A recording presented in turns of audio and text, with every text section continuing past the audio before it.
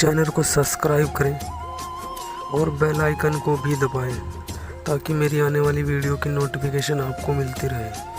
अगर वीडियो अच्छी लगे तो वीडियो को लाइक ज़रूर करें। नमस्कार दोस्तों, आज मैं आपके लिए मौक्किल की साधना लेकर आया हूँ। मौक्किल एक ऐसा होता है जो किसी भी चीज़ को उतार लेता है। यानी आप अगर किसी चीज़ की सिद्धि आपने कर रखी है और मेरे पास मौक्किल है तो मैं पल भर में आपकी चीज़ को उतार लूँगा, या फिर अगर वो चीज़ नहीं उतर पाई तो उस चीज़ को बांध सकता है। मौक्किल ऐसा होता है कि 1000 किलोमीटर बैठे आदमी का भी ये बता सकता है कि कब उसने खाना खाया और अब वो क्या कर रहा है। आपको मौक्किल पल भर की खबर इस तरह से दे सकता है जैसे कि आप टीवी में देख रहे हो, और इस साधना में मौक्किल आपके सामने प्रत्यक्ष नज़र आएगा। यदि आपने ये साधना पूर्ण कर ली तो आप ये समझिए कि आप मौक्किल सिद्ध नहीं कर रहे, एक मित्र को सिद्ध कर रहे हैं। यह मौक्किल ऐसा है जो हर बुरे वक्त और अच्छे वक्त में आपका साथ निभाएगा। और दोस्तों, किसी भी तरह की मुसीबत आने से पहले आपको आकर आगाह कर देगा कि अब आप होशियार हो जाइए, वो मुसीबत आने वाली है।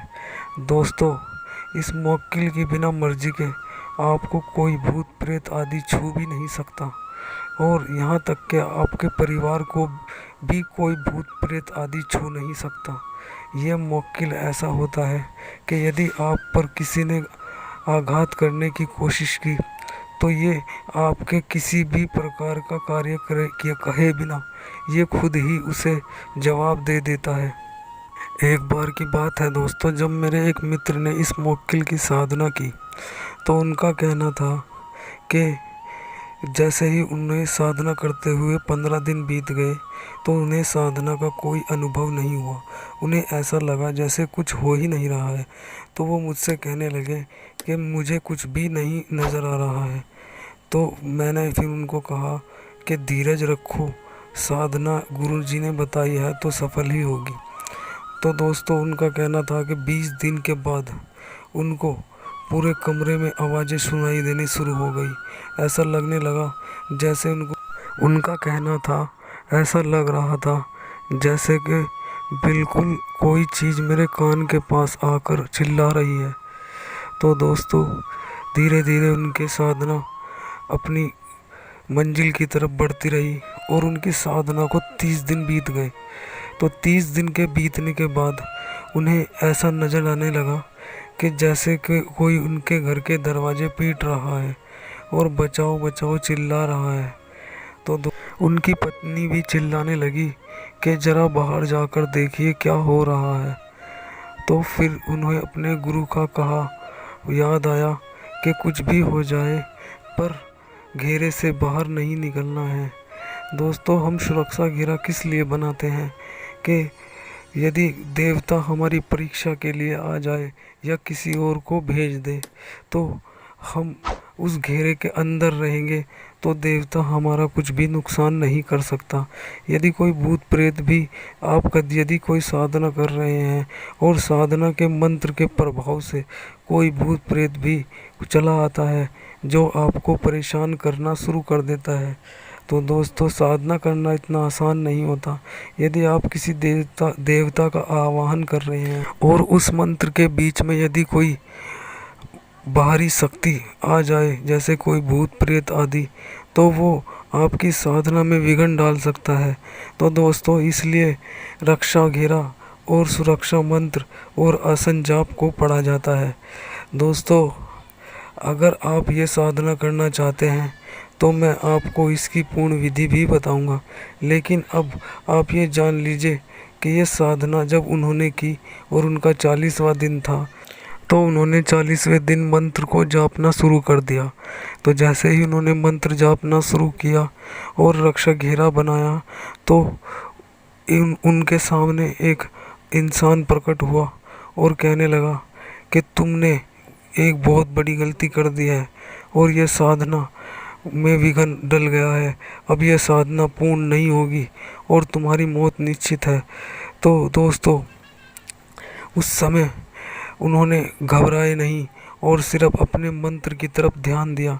तो दोस्तों उसने बहुत जोर लगाया लेकिन रक्षा घेरे के पार नहीं आ पाया। तो फिर पूरे कमरे में धुआं हो गया और एक बिजली चमकी, और बिजली चमकने के बाद एक साधु उस बिजली से निकले जिनकी भौरें बिल्कुल सफ़ेद और दाढ़ी भी सफ़ेद, और कहने लगे, बता तुझको क्या चाहिए। तो उन्होंने उनसे वचन मांग लिए जैसे उनके गुरु ने उन्हें बताया था। तो दोस्तों अगर आप ये साधना करना चाहते हैं तो मैं आपको इसका मंत्र बता सकता हूँ, लेकिन दोस्तों मैं आपको इसकी विधि नहीं बता सकता, क्योंकि दोस्तों अगर मैं आपको इस मंत्र की विधि और मंत्र पूरा बता दूंगा और आपने इस साधना को करने की कोशिश की, क्योंकि मैंने 90% लोगों को देखा है कि जो साधना तो करना चाहते हैं और 1 या 2 दिन ही साधना करते हैं, पर दोस्तों ये साधना वो साधना नहीं है कि जिसे आप बीच में छोड़ सको। क्योंकि अगर आपने इसको साधना को बीच में छोड़ दिया तो आपके साथ बहुत बुरा दुर्घटना भी घट सकती है। दोस्तों ये साधना बिना गुरु के हो ही नहीं सकती, क्योंकि गुरु ही एक ऐसी चीज़ ऐसा होता है जो हमें हर चीज़ के बारे में अच्छे से समझाता है और बताता है कि कब हमें क्या करना चाहिए और क्या नहीं करना चाहिए। दोस्तों अब इस साधना का मंत्र ध्यान से सुने। बिस्मिल्लाह अल्लाह मेरे बादशाह दीवान दे सगीर, हाजिर करो मोकिल नू बांध के जंजीर। मैं सो अपने काज नू, तुम आओ गुरु दी लाज नू। चले मोकिल पूरे बादशाह, देखा मोकिल वीर तेरे इल्म का तमाशा। दोस्तों मंत्र एक बार फिर से सुने। बिस्मिल्लाह अल्लाह मेरे बादशाह दे दीवान दे सगीर, हाजिर करो मोकिल नू बांध के जंजीर। मैं सो अपने काज नू, तुम आओ गुरु दी लाज नू। चले मोकिल पूरे बादशाह, देखूं मोकिल वीर तेरे इल्म का तमाशा। दोस्तों ये मंत्र है। अगर कोई इस साधना को करना चाहता है तो मुझे कमेंट बॉक्स में लिखे, मैं आपको जवाब ज़रूर दूंगा, लेकिन मैं यहाँ पर इसकी पूर्ण विधि नहीं बता सकता। ठीक है, नमस्कार दोस्तों, आज के लिए इतना ही। मेरे चैनल को लाइक करें, सब्सक्राइब करें और बेल आइकन को भी ज़रूर दबाएं ताकि मेरी आने वाली वीडियो की नोटिफिकेशन आपको मिलती रहे। और वीडियो अच्छी लगे तो लाइक ज़रूर करें।